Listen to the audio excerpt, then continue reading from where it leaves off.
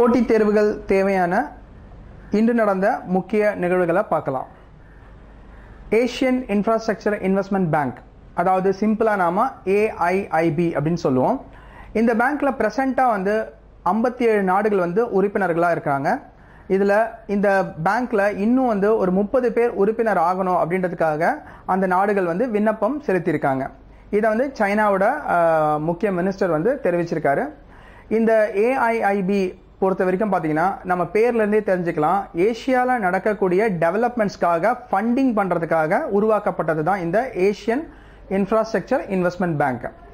இந்த பேங்கை பொறுத்த வரைக்கும் பாத்தீங்கன்னா இதோட இந்த பேங்க் உருவாக்கும் போது பல நாடுகள் சேர்ந்து ஃபைனான்ஸ் பண்ணி தான் இந்த பேங்கை உருவாக்கி இருக்காங்க. அதுல அந்த ஷேர் அப்படின்னு வரும்போது சைனா முதல் இடத்துலயும், இந்தியாவோட ஷேர் 2வது இடத்துலயும், ரஷ்யாவோட ஷேர் 3வது இடத்துலயும் இருக்கு. சைனாவோட ஷேர் பார்த்தீங்கன்னா இந்த பேங்கை பொறுத்த வரைக்கும் 30.34%, இந்தியா 8.4%, ரஷ்யா 6.5% இருக்கு.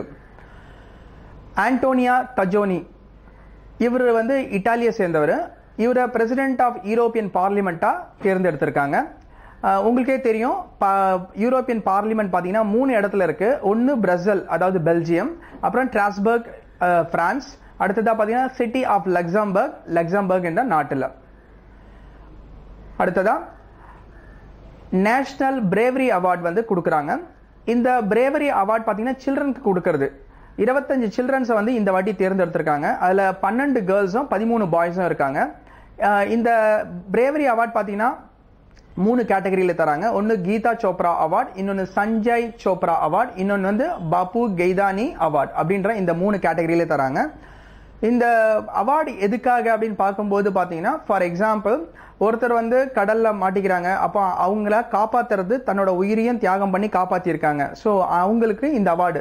அந்த மாதிரி ஒவ்வொருத்தரும் பாத்தீங்கன்னா ஒவ்வொரு மாநிலங்கள்லயும் பாத்தீங்கன்னா வெவ்வேறு சூழ்நிலைகள்ல வெவ்வேறு சில்ட்ரன்ஸ் மற்றவங்களை சேவ் பண்றதுக்காக தன்னோட உயிரையும் பொருட்படுத்தாம அவங்க அந்த செயல்களில் ஈடுபட்டு காப்பாத்திருக்காங்க. ஸோ அதுக்காக இந்த நேஷனல் பிரேவரி அவார்டு கொடுக்குறாங்க. இந்த வருஷம் 25 பேருக்கு தராங்க. இதுல கேரளா மாநிலத்தில இருந்து நிறைய குழந்தைங்க இந்த அவார்டை அதிகமா தட்டி சென்று இருக்காங்க. அதே மாதிரி பாத்தீங்கன்னா இந்த அவார்டை கொடுக்க போறவர் பிரைம் மினிஸ்டர் மோடி. இதுல முக்கியமா பாத்தீங்கன்னா 4 குழந்தைகள் அந்த முயற்சிகளில் ஈடுபடும் போது இறந்துட்டாங்க. ஸோ அவங்களுக்கும் இந்த அவார்டு போய் சேருது. ஸோ அதுல 21 பேர் வாங்க போறாங்க நேரடியா. அதுல 4 பேர் ஆல்ரெடி இறந்துட்டாங்க. ஸோ மொத்தத்தில் 25 பேருக்கு இந்த அவார்டு கிடைக்குது. Petroleum and natural gas minister Dharmendra Pradhan அவர் சாக்ஷம் 2017 அப்படின்ற ஒரு ஸ்கீமை அறிமுகப்படுத்தியிருக்காரு. இது ஒன்றும் இல்லை, அதாவது ஒரு கண்டினியூஸா ஒரு மாசத்துக்கு பெட்ரோலியம் ப்ராடக்ட்ஸை நாம எப்படி சேவ் பண்றது, அதே மாதிரி பெட்ரோல் ப்ராடக்ட்ஸ்க்கு மாற்று வழிகள்னு சொல்லப்படுற கிளீன் எனர்ஜியை நாம எப்படி யூஸ் பண்றது, அப்புறம் நம்ம டோட்டலி பாத்தீங்கன்னா எனர்ஜியை எப்படி சேவ் பண்றது அப்படின்ற அவேர்னஸை ஒரு மாசம் மக்களுக்கு கொடுக்கறதுக்காக இந்த சாக்ஷம் 2017 என்ற இந்த ஒரு விஷயத்தை அறிமுகப்படுத்தியிருக்காரு. இந்த சாக்ஷம் 2017 எக்ஸ்பான்ஷன் அப்படின்னு பார்க்கும்போது சன்ரக்ஷன் ஷம்தா மஹோத்சவ் அப்படின்னு சொல்றாங்க. அடுத்ததா all India institute of medical science, அதாவது நம்ம சிம்பிளா எய்ம்ஸ் சொல்லுவோம், இது டெல்லியில இருக்கு. இவங்க ரீசெண்டா பாத்தீங்கன்னா 7670 கோடி ரூபாய்க்கு, அதாவது இந்தியாலேயே பாத்தீங்கன்னா முதல் முறையா மிகப்பெரிய அளவுல ஒரு ஹாஸ்பிட்டல் மிகப்பெரிய அளவுல டை அப்ஸ் பண்ணிருக்காங்க. 7670 கோடி ரூபாய்க்கு டை அப் பண்ணிருக்காங்க. எந்தெந்த கம்பெனிஸோட பார்க்கும்போது NBCC கூட, HSCC கூட, அதே மாதிரி ஹைதீஸ் கூட. எதுக்காகன்னு பார்க்கும்போது அவங்க பில்டிங்ஸ் கட்டுறதுக்காகவும், அது மட்டும் இல்லாம அவங்களுக்கு தேவைப்படுற மெடிக்கல் எக்யூப்மெண்ட்ஸ் வாங்குறதுக்காகவும் இந்த கம்பெனிஸ் கூட டை அப் பண்ணிருக்காங்க. இந்த நிகழ்ச்சி நடக்கும்போது health and family welfare minister JP நடாவும், அதே சமயம் அர்பன் டெவலப்மெண்ட் மினிஸ்டர் வெங்கையா நாயுடுவும் இருந்திருக்காங்க. அடுத்ததா பாத்தீங்கன்னா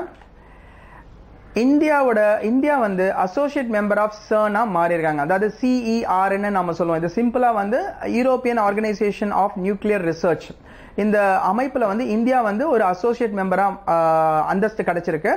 ஸோ இந்த அந்தஸ்துக்கு பாத்தீங்கன்னா இப்ப சைன் பண்ணாங்க இந்தியாவும் அந்த அமைப்பும். அதாவது இந்தியா சார்பா அட்டாமிக் எனர்ஜியோட சேர்மன் சேகர் பாசுவும், அதே மாதிரி European organisation of nuclear research, நம்ம சிம்பிளா வந்து CERN சொல்லுவோம்.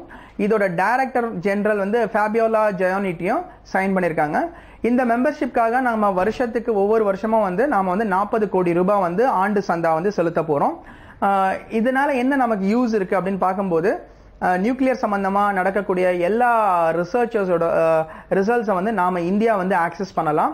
அதாவது டேட்டா ஷேரிங் அப்படின்னு நம்ம சொல்லலாம் சிம்பிளா. அதே மாதிரி பாத்தீங்கன்னா அங்க நடக்கக்கூடிய பிட்டிங்ஸ் எல்லாம் வந்து இந்தியாவில் இருக்க கம்பெனிஸும் பிட்டிங் பண்ணலாம். அதாவது நார்மலா டெண்டர் கொடுப்பாங்க பாத்தீங்களா, அந்த டெண்டர்ஸ்க்கு வந்து இந்தியன் கம்பெனிஸும் வந்து பிட் பண்ணலாம். அடுத்ததா பாத்தீங்கன்னா நடக்கக்கூடிய எக்ஸ்பெரிமெண்ட்ஸ்ல இந்தியன் சயின்டிஸ்டும் வந்து பார்ட்டிசிபேட் பண்ணலாம். அதாவது இந்தியா சார்பாகவும் மக்கள் வந்து பார்ட்டிசிபேட் பண்ணலாம். அடுத்ததா black hole man of India அப்படின்னு சொல்லப்படுற CV விஸ்வேஸ்வரா வந்து ரீசெண்டா பாஸ்ட் அவே. பேசிக்லி பாத்தீங்கன்னா பிளாக் ஹோல்னு நம்ம பேர் வைக்கிறதுக்கு முன்னாடியே அதை பத்தி ஆராய்ச்சி பண்ண மனிதர் தான் இவரு. ஸோ ஒரு ரீசெண்டா வந்து பாஸ்ட் அவே. இந்தியா வந்து அகைன் வந்து இன்டர்நேஷனல் வேக்சின் இன்ஸ்டிடியூட்ல வந்து மெம்பர்ஷிப்பை வந்து எடுத்திருக்காங்க. அதாவது மெம்பர் ஆயிருக்காங்க. இந்த இன்டர்நேஷனல் வேக்சின் இன்ஸ்டிடியூட் எங்க இருக்குன்னு பார்க்கும்போது சியோல் சவுத் கொரியால இருக்கு. இது வந்து இந்தியா வந்து குரூப் 1 கண்ட்ரி லிஸ்ட்ல இருக்கிறதுனால இந்தியா வந்து ஒவ்வொரு வருடமும் இந்த இன்டர்நேஷனல் வேக்சின் இன்ஸ்டிடியூட்ல மெம்பரா இருக்கிறதுக்காக $50,000 US டாலர்ஸ் வந்து நாம வந்து பணமா, அதாவது மெம்பருக்கான ஒரு பணமா வந்து செலுத்த வேண்டியது இருக்கு. இதுல நம்ம மெம்பர் ஆவதனால நமக்கு என்ன யூஸ் இருக்குன்னு பார்க்கும்போது ரிசர்ச் சம்பந்தமான கம்ப்ளீட் டீடைல்ஸும், அதே மாதிரி partnership, at the same time பாத்தீங்கன்னா கெப்பாசிட்டி பில்டிங்கை டெவலப் பண்றதுக்காகவும் தான் இந்த மெம்பர்ஷிப் இந்தியா ஆயிருக்குன்னு சொல்றாங்க. இந்திரா தனுஷ் அப்படின்ற அந்த திட்டம் உங்களுக்கே தெரியும். இந்த திட்டத்தோட நோக்கம் என்னன்னா இந்தியா முழுக்குமே வந்து மக்களுக்கு வந்து இம்யூனைசேஷன் வந்து கொடுக்கணும் அப்படின்றது தான். ஸோ இந்த திட்டத்தின் அடிப்படையா பாத்தீங்கன்னா இந்த மெம்பர்ஷிப்பை வந்து இந்தியா வந்து எடுத்திருக்காங்க. அதாவது இன்டர்நேஷனல் வேக்சின் இன்ஸ்டிடியூட்ல மெம்பரா ஆயிருக்காங்க. அடுத்ததா அஸ்ட்ரானட் ஏஜென்ட் சர்னான். இவர் பாத்தீங்கன்னா இது வரைக்கும் பாத்தீங்கன்னா 3ல வந்து கிட்டத்தட்ட 8 பேர் வந்து 3க்கு விசிட் பண்ணிருக்காங்க. அதுல வந்து பாத்தீங்கன்னா கடைசியா விசிட் பண்ணவர் நமக்கு எல்லாம் தெரியும், நீல் ஆம்ஸ்ட்ராங் முதல்ல போனாருன்ட்டு. அதே மாதிரி கடைசியா போனவர் வந்து ஏஜென்ட் சர்னான். இவர் ரீசெண்டா பாத்தீங்கன்னா இறந்துட்டாரு. சிலிக்கன் அப்படின்னு சொல்லப்படுற அந்த எலமெண்ட் பாத்தீங்கன்னா நம்மளோட எர்த்தோட கோர்ல வந்து மிஸ் ஆகுதுன்றத தொஹோக்கு யூனிவர்சிட்டியை சேர்ந்த விஞ்ஞானிகள் வந்து ஜப்பான் நாட்டை சேர்ந்தவங்க வந்து கண்டுபிடிச்சிருக்காங்க. அதாவது இந்த சிலிக்கன் அப்படின்றது என்னன்னா நம்மளோட பூமியில மேற்பரப்புல பாத்தீங்கன்னா அயன் நிக்கலுக்கு அடுத்ததா அதிகமா இருக்கக்கூடிய ஒரு எலமெண்ட் வந்து இந்த சிலிக்கன். இந்த சிலிக்கன் வந்து நம்மளோட எர்த் கோர்னு சொல்லப்படுற, அதாவது மையப்பகுதி, பூமியோட மையப்பகுதி பாத்தீங்கன்னா ரொம்ப ரொம்ப ஹாட்டா இருக்கும் சரிங்களா.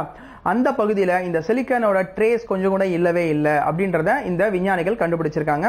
இதன் மூலமா வந்து இந்த கண்டுபிடிப்புகள் மூலமா பூமி எப்படி உருவாச்சுன்றத வந்து நாம கண்டுபிடிக்கிறதுக்கு இது ஒரு முக்கிய காரணம், இது வந்து உதவி பண்ணும் அப்படின்றத இந்த விஞ்ஞானிகள் சொல்லியிருக்காங்க. அடுத்ததா ரிஷி கபூர், உங்களுக்கே தெரியும் இவர் ஒரு ஃபேமஸ் வெட்டரன் ஆக்டர் சரிங்களா. இந்த ரிஷி கபூரும் மீனா ஐயரும் சேர்ந்து ஒரு புக் எழுதியிருக்காங்க. அந்த புக்கோட பேர் வந்து குல்லம் குல்லா அப்படின்னு சொல்லிட்டு, குல்லம் குல்லா சரிங்களா.